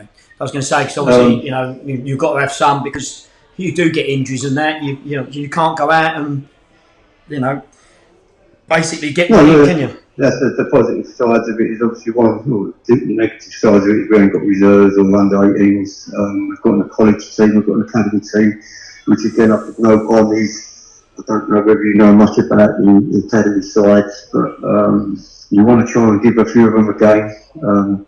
Even now, I spoke to the manager over there and said, look, I want to give a few of the youngsters a chance and see if we can freshen it up. But one Saturday they've got plenty of games, or they're working Saturdays because they play midweek for the college. They're not available. So it's tough, isn't it? You bring them on board, but you can't actually use them. So we've got a thing with Barkingside at the minute, where Alex over there running Barkingside. We've got 5 or 6 players who know the club, like David Otley's and Gary Oates and that, who have been at the club before and been in this situation. Ain't played much football, not very fit, so we've got them over there getting game time in, and hopefully they might be, like George Woodward, we brought back in, he's got 2 goals in 2 games for me, so we've just got to try and work around it and get the players in who know the club and know how much it means to me, which is hard now because a lot of them have moved on, but we know, Keith, I personally think if I did have a budget, I could probably have 5 or 6 of my old players back who are playing this level, Premier now, and a couple who are playing in National South. So would I be able to keep them players if I did have a budget? I'd probably say yes, and I probably wouldn't be in this situation for the drive for the last 3 years. Well, listen, Paul, a massive thank you for joining us tonight. I really do appreciate it. And everybody here really does hope you stay up again and that magic nickname comes out once more. Well, let's hope so, mate. It's a big task, but I'll keep fighting to the end, and hopefully I can play the support a bad season, which they've paid their money. I watched some very, very bad performances this year, and hopefully I can have a smile on their faces again at the end of the year. Yeah, let's hope so, mate. Yeah, we really do. We all hope so. Yeah, we've all got our fingers crossed for you. Nice one. Cheers, fellas. Good night, Paul. See you later, mate. Bye. Thank you. I don't know if it's me. He sounds quite down. Well, it would be, wouldn't it? He's typical. I think he's. We're Monday. By the sounds of things, they didn't play well second half against Balvern. And that might have been something that he sit there and get 3 points. They won the week before, didn't they? So he might be sitting there thinking, 6 points gives us, like you just said, it makes them a little bit closer. And it takes time, as Michael's finding out now. Once you lose, it's difficult to take. And literally until the next time I see the boys, because I can't go in and be down. Do you know what I mean? Because they sort of look up to you. But I'm like my missus will know. Like she knows, and she checks. She's the first one to check the scores. Oh, unlucky. Head up. There's always another game. See you tomorrow. Yeah. And then, Mondays after a defeat, it's like it's still there. Yeah. But then on the flip side, when you win, you're buzzing. You're buzzing. It must be, and the other side for someone like Paul, and we can only give our opinions on who we think will go up and down. Like Mosley, we do want them to stay up. We've always said that. Yeah. But when he feels down, but how can you go and give them a right rollicking when they're not getting nothing? Yeah. You're making them travel all over the place. And I know it's football at this level and they want to play it, and it doesn't matter if they're being paid or not. It shouldn't just come down to that. It's got to come down to wanting to play as well. But you've got that in your back of your mind, and is he being down, or is he just basically being realistic and just thinking, right, I know my team can play well, let's just concentrate, get that one out of the way, we carry on. It's difficult. He probably felt Basildon as well was a game with what's gone on there this season that they could get something from. Yeah. But no, Romford, they mostly go and roll more than over at the weekend. Yeah. And then you're looking and you're thinking, hold on a minute. Yeah, they've got a big chance. They've got obviously Haybridge and they've got Whittam and Solham, and it is tough for them. And at this level, and he is right, there is a lot of money in all the leagues, not just this. They won. It's not fair to say that, but if you're not paying nothing, and you're having and you haven't got a home ground. You know, you can get away with it if you've got an home ground a little bit because you've got a bit of base. You know, you've got some foundations, but they've got nothing at the moment, and it is hard. And you know, you've got to hope that they can get some results. We're just having a quick look to try and pull it up. So this week's, or last week, should we say, team of the week: Wingate Finchley, Bracknell Town, Coggeshall Town, and Hastings United. I mean, who would you have given it to out of the 4? Wingate Finchley for me. Yeah, it was a massive game. Yeah, me too. Yeah. Yeah. If everyone says that. Well, Wingate Finchley 26% of the vote, Bracknell Town 7% of the vote, Hastings United 33% of the vote, but the winners Coggeshall with 34% of the vote. Good. Yeah. Well done to them. Yeah, absolutely. So, Michael, I suppose, tell us a little bit about what's going on at Waltham Abbey, sort of local club for me. It's literally just down the road, back onto my mum and dad's back garden. So let's start from the beginning, Dave. Obviously, tell us how you got the job. You know, you played this. You know, people that don't know Mike, he's a great career in football. You know, had a good career in the Bostik or Ryman League as it was. Been around, played for a lot of teams successfully. He's a very good player to manage. I will say that. Proper professional, loves to win. So that's not what you were saying before you said that. How did just when he's on time? What made you cross to the dark side? No, do you know what? Funny thing is, a few years ago, one of my good friends who works at, he does the 18s at QPR at the minute, but he's like a wicked coach, and he was always like, Mike, why don't you do coaching? And I was like, you know what? It doesn't really interest me, like, and I don't feel like I can articulate what I need to teach you. But he just kept on kind of, no, but there's different things, and you might not have to actually coach, and you can just kind of give advice and stuff like that. So I started going to his sessions. At the time, he was doing like the 15s and 16s at QPR, and he'd just be like, oh look, take a small group of like defenders and do some 1v1 defending, or just say, can you kind of just manage? So it just started off just like kind of taking a boy, and I might just be like, look, if the ball's over there, your body shape should be this, or try and do this, try and do that. And then I kind of started getting a bit more hands-on, and then I thought, you know what, this is something maybe I want to do. Then I started doing like a few of my badges, so like my level 2, my youth module badges to work with children. And then I started working as a coach.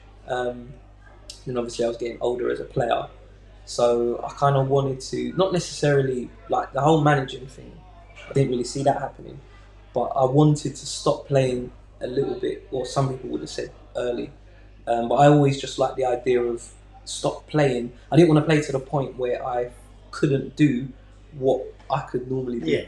That would just eat at me too much. So obviously last year I was playing, start of this season I was at Chesham.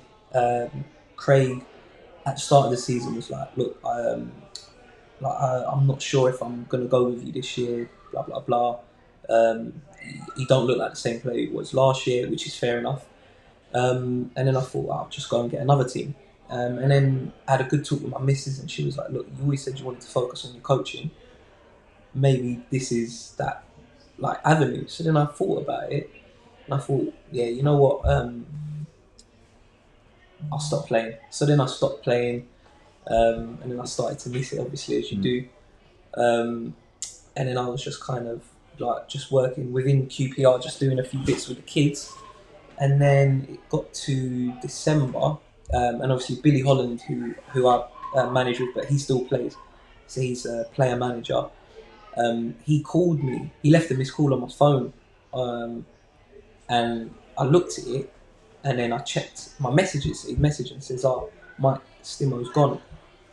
Give me a call." So I called him, and he was like, "Look, Mike," and it's something because I used to play for Waltham Abbey as well. So it's something we kind of spoke about. We'd like to do, and a few of the younger players was like, "Oh, you know, if you lot was in charge, you know what it's like. We'd be able to do this and we could do that." We kind of half spoke about it. Like, I think it would work well. You know, like you do the coaching side and you do this and all the rest of it. But anyway, so he's called me and he's like, look, Stimo's gone, he's taken half the team. John, who's the chairman, and he goes, John, it's up in the air, he doesn't know what to do. This was on a Thursday, and obviously you've got a game on the Saturday. goes, come down to the club. Let's see if maybe we can come in. But again, so I called John. I was like, yeah, John, it's Spence. I'll pop down to the club. We'll have a talk. But again, I went in, and if I came out and he was like, yeah, come in and be a coach or take the reserves or something, I'd have been like wicked over the moon. Because again, it's just the next sort of step in what I was looking to do. And then we were just talking, and then the way he started to talk, I thought, hold on a minute, he's going to tell us to do, like, take the job on. And he was like, yeah, look, we don't want to make another hasty decision. We need to buy a bit of time. How would you feel kind of taking it on? Obviously, Billy's a player still. So initially, we was only coming in for... temporary, just to steady it a little bit. And then he was like, look, obviously, I know Billy's a player, so if someone else comes, then you're still a player. Mike, we don't want to just bring you in and sort of fob you off. We was gutted when you left as a player. We want to keep you around the club, so whatever happens, you'll be first team coach. If anyone comes, you're part of the deal. And I was like, yeah, cool, wicked, like, let's give it a go. And then I left, and I thought, oh, what have I done? I just thought there's so much more to it than actually just the coaching. But now that I've been doing it for a while, I love it. I enjoy it. Obviously, when you lose, it is gutting. But then on the flip side, the buzz of winning is like so. So now, after all the years of someone like me, Jim, and all that, down, you sort of get. No, do you know what? Yeah, no, I do. I look at. To be fair, I always. I'm glad you said I was good to manage. You was good to manage. I won't lie to you. I think most managers should say that about you. Yeah, I have heard that. But I'd like if I could get people to manage how I was, then it would make the job easier. Do you know what I mean? And now I'm just trying to manage lots of different people. But obviously, everyone's a bit different. I was kind of old school in terms of just the way I was brought up is sort of how it came out across in football as well. So if you're older than me, I just have to show respect to you because you're older. I get that. And if you talk to me, and I might not necessarily agree, but there's a time and a place in front of everyone. You're talking about Dave Hodges now, aren't you? Yeah. But do you know what I mean? So it's always, there's so many games where, I might have been a sub or things like that. And I was never one to throw my toys out the pram because that's just not the way you're supposed to behave. You know what I mean? I always wanted to be a professional, so I always looked at it as I'm playing now, but this is me, this is preparing me, so I have to prepare how it's going to be when I get my move. Obviously, a move didn't come, but you just got to be proper. You know what I mean? I've had a few times like this season, you take a boy off and and I get that because, again, I've been in the changing room, so I know that there's different individuals. So I know you might come off and you... but then they'll come to me after and be like, oh, sorry, Mike, I shouldn't have done that. Sorry, Gaffer, And I'm like, yeah, you know what? I understand that, but you just got to be conscious of what you're doing as well, because, you know what I mean? You doing that, then other people start to think, I can do that. But yeah, no, to go back to it, I'm enjoying it. Then obviously we got told, we can stay until the end of the season. I'd like to believe we're doing better than they thought. Because obviously when we come in, if you look at Abbey, last year they finished, I think it was 18th. Season before that, I think we finished. I think we stayed up maybe, it might have been on goal difference, staying up. I think the year before that they stayed up on the last day of the season. So, if you look at it like that and you look at where we are now, we're talking about... you've got a great side. You've done well. Playoffs. My personal opinion, Wolf, the ground has improved, hundredfold. But have you been there recently? I have not been there for ages. It's one of those things, as David said, I used to be the youth secretary down there and youth chairman down there as well at stages. And we may come pre-season, Mark. Yeah, and but it is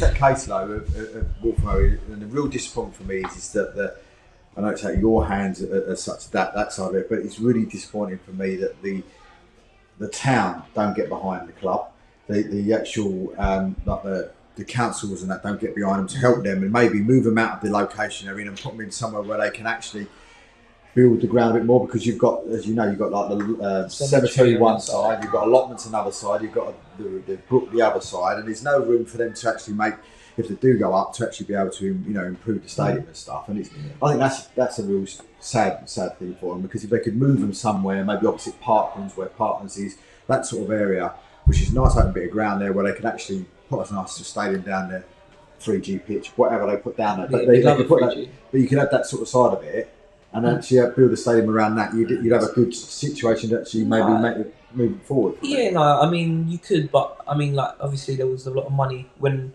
I was still playing invested into the ground itself. Because normally I remember when I used to go, like if it rained the night before you play Abbey, it's off all day. Do you know what I mean? You just knew it was. Yeah. Whereas now it holds quite well. They've redone the changing rooms, got a new refs room. Redone the car parks. Normally it's quite fantastic, bobbly and it's terrible, but now it's been tarmacked. So, but it still looks. I mean, I go over it, and you go over the M25. If you're going down to the town, and you go over it to go home, and the pitch now still looks like how it looked first game of the season. From up close, I'm not sure, but from the distance, you look at it, it's still that really green grass. Where by this time of the year, it would just be mud, or it would just be dust. Do you remember when you come and watched us there? Yeah, that's the last time I've been there. Yeah, it just looks fantastic. Yeah, no, it's just like any when you get up and close, there's a bit of wear and tear, and if it's been raining, it might be like a bit soft. But from what it was, it's so much better. So obviously the chairman's doing that his side, and as long as we're in the job. Like I treat it as I did when I was a player. So I want to win every game. I want to be successful, and we've now got a group of players who embody what we are as players. I remember when I was at Hornchurch, I remember Jimmy Mack said once, like the players should be a reflection of you as a manager. And I was just a young kid, and you just kind of hear it, and you don't really think much of it. But now I look on it and I think, do you know what? I want players. So when it's like, okay, we're playing Waltham Abbey or we're playing a Michael Spencer team, okay, we know they're going to be fit as anything. They'll go for 120 minutes if they have to. You can't bully them. Technically, they're going to be good. Or whatever it is, the boxes we want to tick, the players need to embody that as well. So that's kind of what we're trying to grow, like a culture around the club as well, where it's the club before everyone. I mean, on a league basis, it must be difficult as well for someone like Waltham Abbey, Cheshunt here, and a few of the others, where you've got a situation where, depending on who gets maybe relegated, depending on who gets promoted, the Jigsaw League could look completely different next year, and you could be in the Bostik North next year. No one seems to know. I mean, and again, we talk about planning for next season. It must be difficult to know. There's talk of us coming over to the Bostik as well. So I mean, as managers, how do you plan for next season when Keith's probably right? We're guaranteed. If we don't go up, we're in the set. That's the one. It must be very, very difficult to say to people that great. Okay, we're going to have these people here where you might be going to places like, I don't know, say Aveley and Haybridge and all these type of places, but then if you lose and the touring costs or whatever else, and you're in the league you're in again next year, you go to South Park, Uxbridge, Bracknell. So it must be difficult to actually get players that when we not know what league you're going to be dropped into next year. Yeah, yes and no. So I'll try and build like a real relationship with all the players. So I take an interest in them. So, like, obviously, luckily there's WhatsApp and stuff now, so I don't have to physically call it, take up all my time. But after a game, it's like I might dedicate like an hour or two. My missus is like, "What are you doing?" Like, I just got to kind of just keep tabs on all the boys. How are you? You didn't play. This is why you didn't play. Message someone else. Great goal yesterday. Like, that was a great performance. You need to be doing that for me every week and stuff like that. I want to build a trust. So once there's a trust, and it goes deeper than just, okay, you see me Tuesday, Thursday, Saturday, and you play for me. It's like, I now know you like on a personal level. So like, as much as I want to get to know them, I'll let them get to know me. So when it comes to time, obviously they'll have whatever money they might say, look, this is what we want, and we'll try and get that or get close to it. But then if there's that little bit of trust as well. And I've been there as a player where it's like, if I might like someone and they're like, oh, look, this is all we can do. And it's like, there you go. And it's like, yeah, you know what? Yeah, I don't mind doing that for a bit. Do you know what I mean? Which did happen. which it did happen and it does happen. It does happen. So yeah, I'm very much into that side of it. So as I said, there's a few who we've got in now who we definitely want to come back.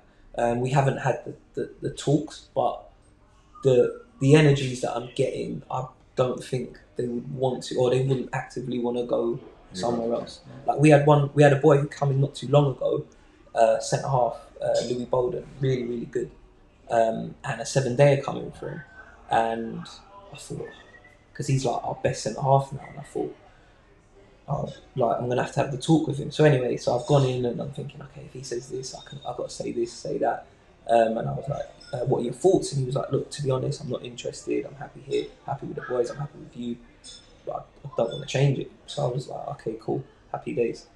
And I think if on our end as managers, coaches, if we invest that time in the players, I do. Even though people say there's no loyalty in non-league or football, on a whole, I think that's true. But I think there is a type of loyalty. So I always say to the boys, if someone comes in for you and it's going to improve you as a player, or you know what I mean, more money, better league, go.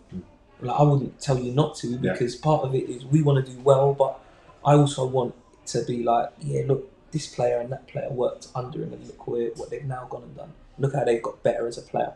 And then I want the medals on the side as well. I want everything. I ask all ex-players this when they come over into management, Mike. What have you found the hardest thing moving from being a player to a manager? Kind of getting my head round that when, you know, like I can do all the preparation before the game and give them all the information, go and watch this, watch that, but when you get there and then they go over the line, it's sort of, you just for me, it hurts more as a manager to lose than, like, as a player. I hated losing, obviously, but yeah, I think it's the responsibility that comes with it as well. But yeah, I know what you mean, because like goals, I said it to someone the other day. I goes, when we score, doesn't matter like if it's a last minute winner or whatever. When we score, that buzz that I get, I goes, honestly, like I scored a couple goals. I scored in the playoff final. But that feeling of watching my team score, nothing can beat it. Nothing can beat it.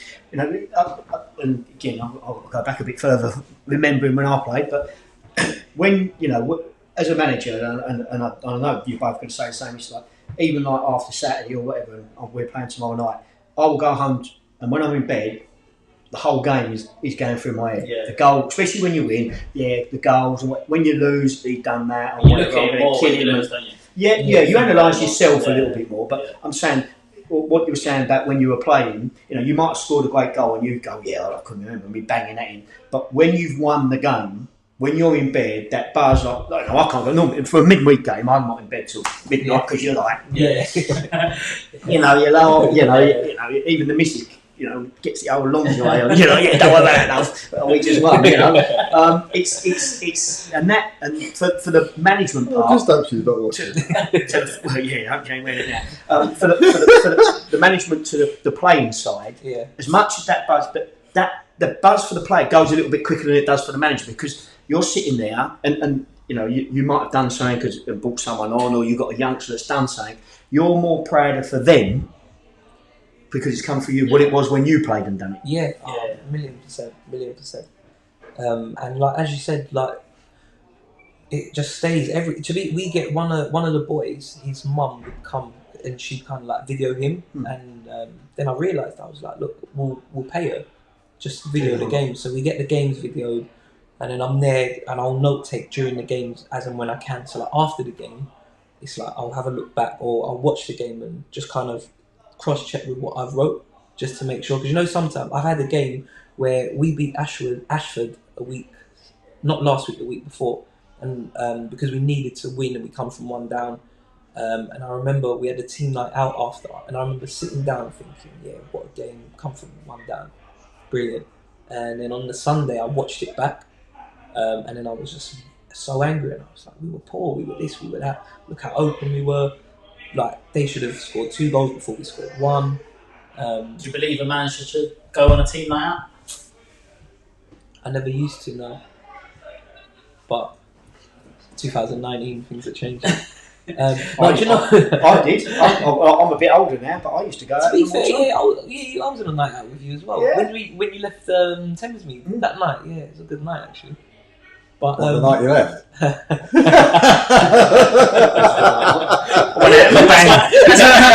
I went out of a bang. No, we used to have team. We used to go away at the end of the year.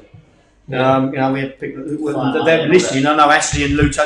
We all used to put a £5 out of wages. I think they used to take that out of your wages anyway. Maybe I can't remember. We done something.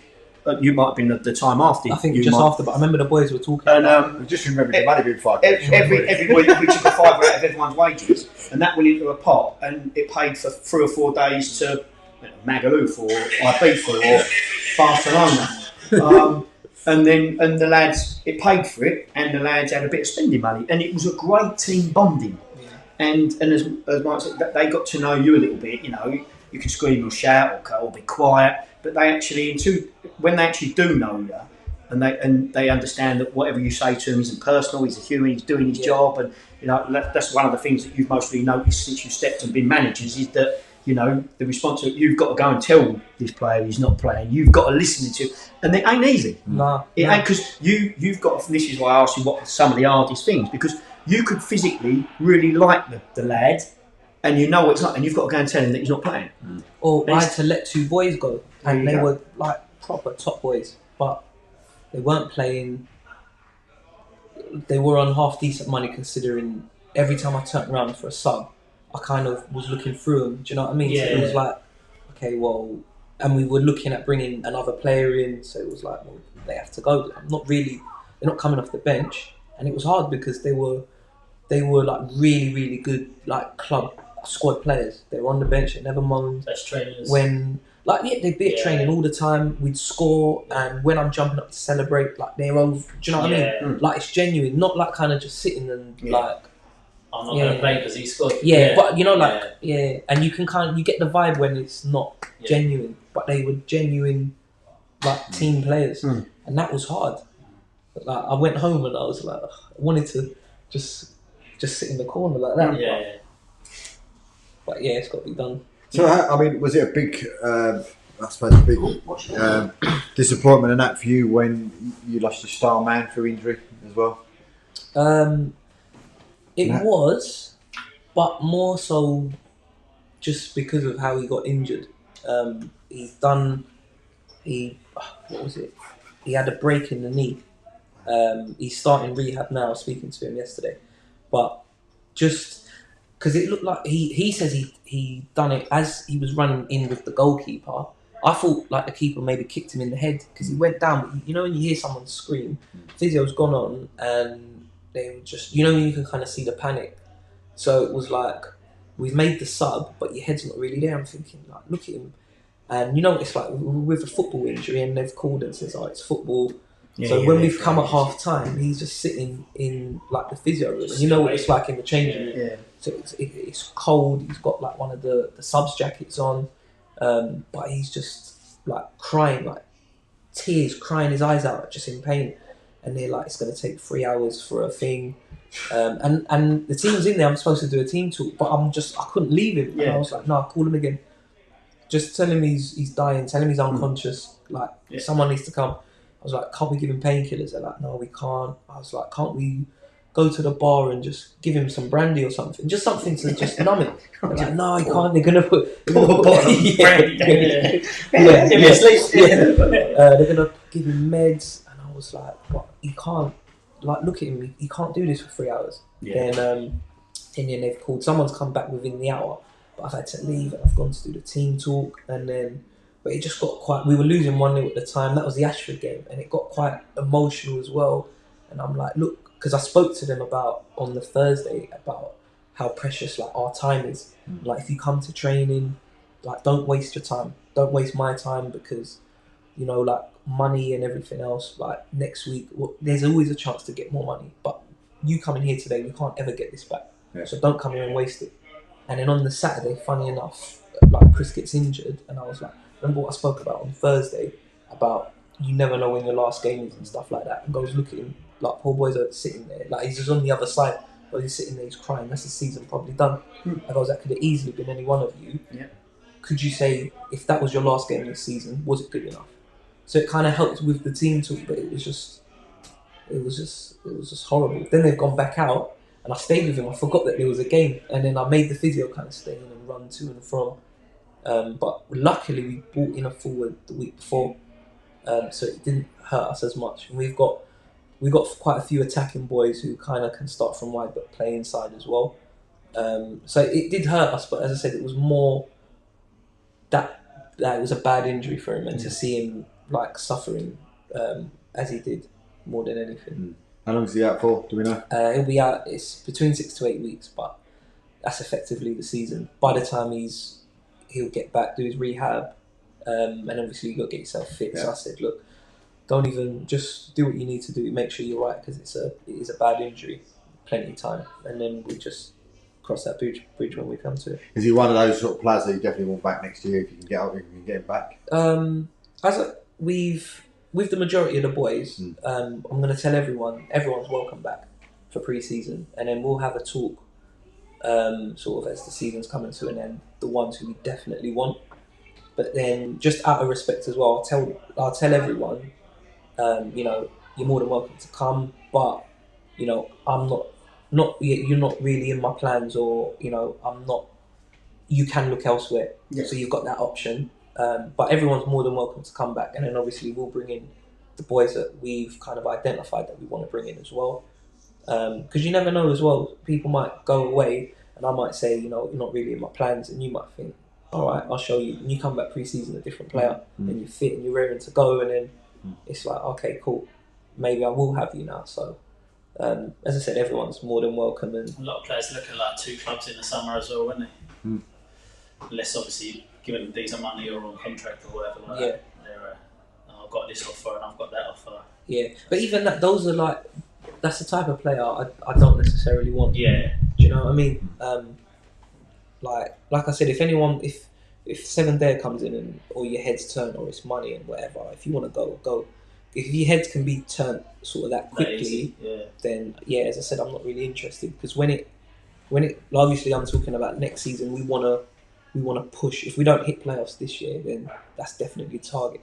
So I want boys that when it's backs against the wall, you're going to dig deep, and I can trust that I put you out there, and you're going to do that for me. But if you're easily turned, then when it gets tough, chances are you're probably just going to just fold with it. Do you know what I mean? So learning quick, mate. Learning quick. So, I've asked him to keep it a few times, but I mean, you guys know both managers as well.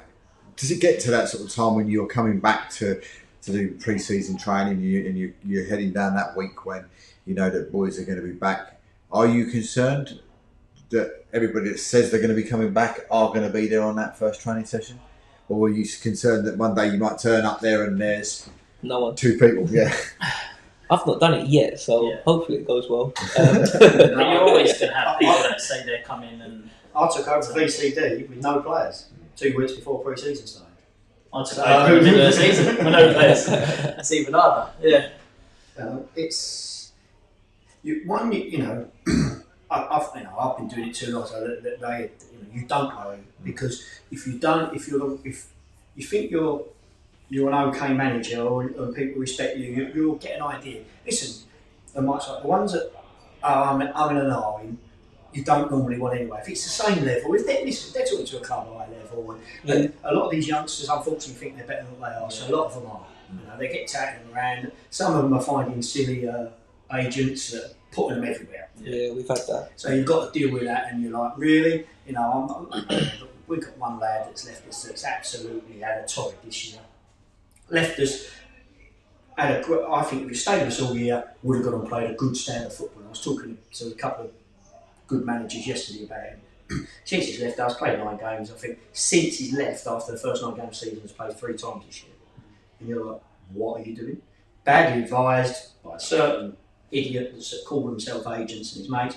Didn't trust, as what Michael said. You want that trust for your players. And in pre-season, that happens again. And one thing you need to do, and it is hard, especially because you'll sit down with a player, and I think this is what Michael will get now. And I was thinking, when you sit in front of a manager and you go, "I'll give you 50 quid," and you would go, "Yeah, but I want 70," and you go, "No, I'll give you 50." And you'll go, "Listen, it's only 10 or 20." But when you're the manager, one, you're going, "Well, if he's only, why are we really arguing about it?" But two, that's all I've got because I've got to get I've got to get him. Otherwise, he's only getting 30 or whatever it is. I'm just saying that. And that adds nothing. But you do look at the person, and Mike's, when you're in the situation like I'm in now, and Michael's in, where you're close to a place where you need a proper performance and them to dig in for you, them ones will be the ones that won't dig in for you. And then you sit there and go, "Well, I should have gone for that one." That, you know, because as managers, like, and this is what some players don't sort of get. Listen, every player's got what you sort of think are worth, but now things come in. But if you could give, say they ask you for 150 quid and they were only on 50, if you physically had that amount, you give it to them. If you like, because you're not saying, "Well, I'm going to nick that 100 quid myself." You would physically give them everything you physically could do. But some don't sort of get that. And that is the difficult part of it. But how difficult is it then, say, for a manager if you are in a situation where you get relegated and all of a sudden then you've got to go to these players and say, "Look, you're going to stay, we want to try and make a run for next year to get back up where we are." Or on the opposite side, these guys have just got you promoted, but you know that these guys, maybe half of them, aren't going to be good enough going into the division above. And as you just said, where you've got a good relationship with these players and are really good and they're fighting the trenches for you, all of a sudden you're looking again, "I might have to get rid of 6 of them because they've got to bring in 6 other players because they're the players that are going to have been there, done it, and know what they're doing at that level." Is that difficult? Well, it's we spoke about earlier about chairman and things like that. As a manager, your job is to do the best possible job for your team, your club.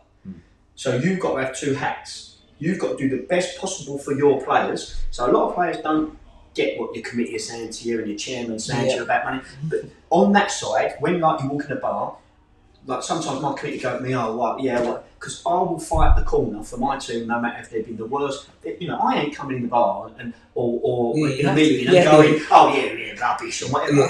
That's your team. You've got to stand together, win or lose. And I've always said, you've got to be, you've got to be a good.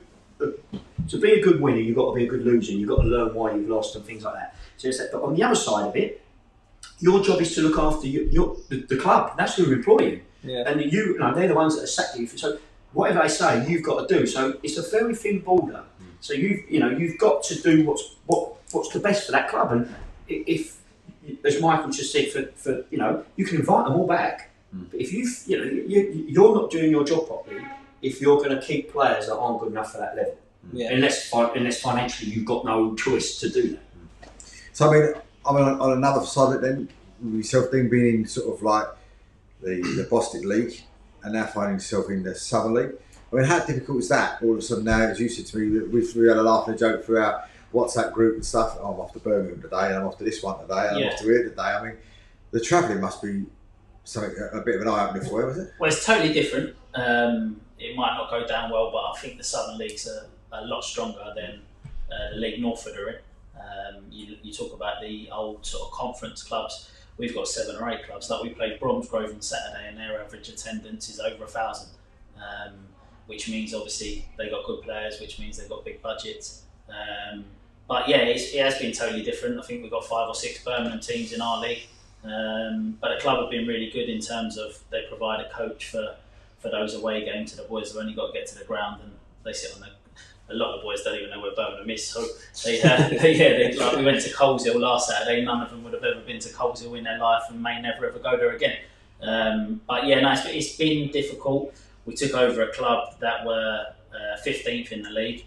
They had 1 point from their last 8 games, so we haven't walked into a club that are top of the league and whatever else. They cut the budget, so we knew we was walking into a difficult situation.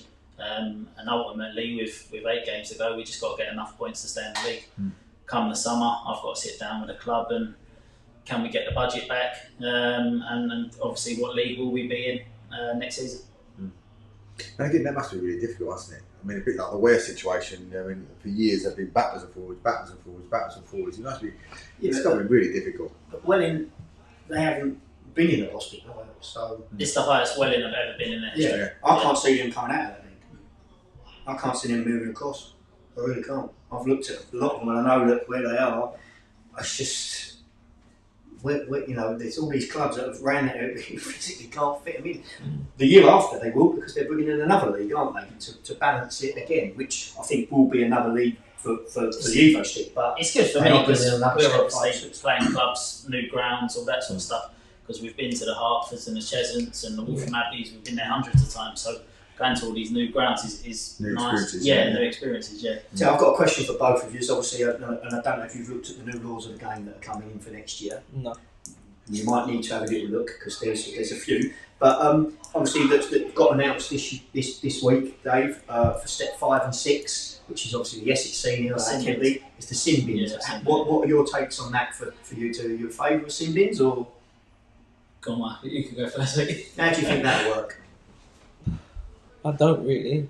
Explain it to me, simply. Well, basically, you're a player. You've gone through and took someone out. Come Instead on. of getting a straight red, you're having 10 minutes in the dugout. Why are they doing that? Because they're trying it in the FA for the league below the Bostic and step 5 and 6. Yeah, I've seen it. Does that mean it's getting rid of red cards altogether for that season? Or you They're can still just get it? looking at it. Now, I think if it's saying like violent conduct, Do you know what I mean? Like You if could- someone hits you in the knee I and you think- come out for 10 minutes and come back. I think it's pretty similar to what they do in rugby. So there'll still be yellow cards, but I think if you get 2 yellow cards, you could get a sin bin for 15 minutes or something. If it's a borderline where it could be a red last man, you might get a 10-minute. They haven't come out. They haven't told Okay. anyone yet, but they are going to trial it next season. You could just think of certain players that'll be in that I'm single trying more to often think. on the pitch, can't they?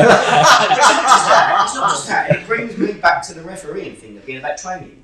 What consistency are you going to get now with that? Yeah, it's going to be terrible. It's like opening up with a big can of VARs worms. and Because especially everything else if you're refereeing at say, at Essex senior level, and the next week you might be refereeing at the Bostic level. If that happened, all of a sudden you're taking, if it's a green card, say they give out, you're taking your cards with you. All of a sudden you might be giving, say, yourself a green card or whatever else. You think, oh no, I'm not allowed to do that. Well, I'm managers yellow cards. managers Oh, next my year will God. get yellow and red cards next year Yeah, as well. And that's at Allen. lovely. That's one of them. I bet you're looking forward to that, aren't you? Well, I ain't got me. I'm missing my record's brilliant. Michael, was I ever sent off? No, I don't remember. No. There you go. I don't remember him ever being sent off. But there's going to be certain managers out there, aren't there? There's going to be certain managers. couple, that yeah, can be- It's definitely. like There's a more assessment, time. isn't it? Like, we had a referee on Saturday, our left back.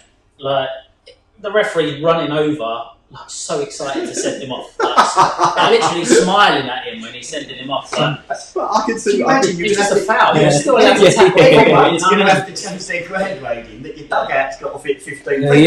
exactly. Yeah, some just Imagine attack like that. you see me. We've got no one left. but that's interesting because then how does that work? Because the league rule is a certain amount of people in the bench, isn't it? So you've got 6 or 7 subs. You've got Yeah. 3 and your bench. Yeah. They have And to you've got, just where are you sit going to put them down, all? sit down in the front. That's what I mean. So Cross what leg. happens? Wow. This grand game. This They league must have is- thought about it. Well, they brought it in. I bet obviously. You think so? Yeah, you think so? It only got announced last week, and I spoke to some of the teams in that league, and they've not been told what's going to happen yet. Said the laws of the game have just come out, so they will get them. They come out last week, and some of them are great. Ball coming out the box now doesn't have to come out the box from a goal kick, and things like that, and certain other things, and obviously VAR's involved with quite a bit. But there are some interesting law Well, changes. see, that's the other thing with those law changes. Just before we go, I mean, you'll get these law changes, and we're talking about referees and stuff like that. And I know that when there was ever rule changes, when I was a ref, and he was only doing the kids' games and stuff like that. Yeah. But you should be refereeing it the right way considering the laws of the game. But we never got given them. We'd have to go onto the Essex website, or we'd have to get onto their, oh, by the way, you might need to, not even an email, but you hear it might be a few changes through Sky Sports or whatever. Yeah. And then you're having to physically go on somewhere to actually And look at it having to a see. look, You don't want That- people not knowing what's going That on. information should be coming straight back to This you. one's like, you imagine that, and you can Rick's going to kill me, but like substitutions next year. You're making a sub, the player's got to leave the pitch the closest wherever he is. So you can imagine like the bloke with the ball, and they're like, okay, well, where is he then? Because he can't even see it across the pitch. He's in there, and then he's got to walk all the way, man. Yeah, there's lots of things But happening why? That just doesn't to save time, so you can't go and hide across the other side of the pitch and come off. But then if you come off over there, let's say, and you're walking around, surely isn't that gonna like if the Offside. ref looks, stuff like that. Yeah, that's When you what have I that quick noticed. check, because it's not like they've just got a bid to just put on And top. that's the thing. The funny thing about that is though, is the amount of times I've seen that this season, even at Averley, where you see that someone's going to make a substitution, or if it's James, or if it's the away side, and you never ever see anybody go like that to him. You never see it, but the amount of times I've seen Alex Coffrey, and he's been. And one minute he's up front, and the next minute he's over by me on this touchline, and then all of a sudden his number goes up, and you think, who's told him to come all over there? Do you know what I mean? Or not just Alex, but a few of them. It's like when the teams go in front, and then they've got 5 injuries in the next 10 minutes, and they're all lying on the floor. You don't get that 10 minutes back. Yeah. Or the ball goes out, and you take extra long. Oh look. Yeah. And then the other dugouts hiding balls under their dugout. But wasn't there one in league football this week? I think I saw on Sky Sports where the referee did he give a penalty or something? Oxford United. And it was a goal. When he gave the goal, then he took it back, yeah. then he took it back again, and no one seemed to know what was going on for one Oxford minute. Bradford or something like Yeah, that. he actually asked both linesmen. Went to one linesman who said no, and he went to then they were kicking off. So he went and asked the other linesman, and he said, "Yeah, definitely is." So he changed his decision twice that it was a goal, no goal, but just crazy stuff. But as you said, next season it's just going to be. We'll go through the rules next week. Yeah, absolutely. Because there will be some and I know Steve's going to. Steve said, get Abby on and ask her the question. Well, I've tried to get Abby on, and Abby has said that she's going to be on, but she's extremely busy. I mean, I think at the moment she's out in Poland and somewhere like that with her husband refereeing out in Poland for on the ladies' games and whatever games out there because she's now a UEFA referee. But she has said that when she gets a spare week, she will come on and have a chat with us and as well. So that'd be great to get her on. But so we are trying, but I say because she's now UEFA official, it's a bit difficult to actually nail down a time with her. But time's run away from us again. A massive thank you to Dean and of course to Keith and of course to Michael as well. And wish you all the best for the season. I'd love to see my hometown club, in the playoffs and getting on it. We'll be pushing. And also as well, of course, I'm not sure if you with us on Friday then or you're what out? Going to watch the England game. He's going to go watch England game. But me and the other two guys will be back on Friday for the review show. Also as well on Wednesday night, you can see my latest My Life in Football, and that is with the one and only Mr. Marmite himself, Justin Gardner. So we'll be having a chat. I had the chat with him last night, and it's very, very interesting to say the least with some of the stuff that How long was that going for? 10 minutes? Hey, we're not for that. Trust me.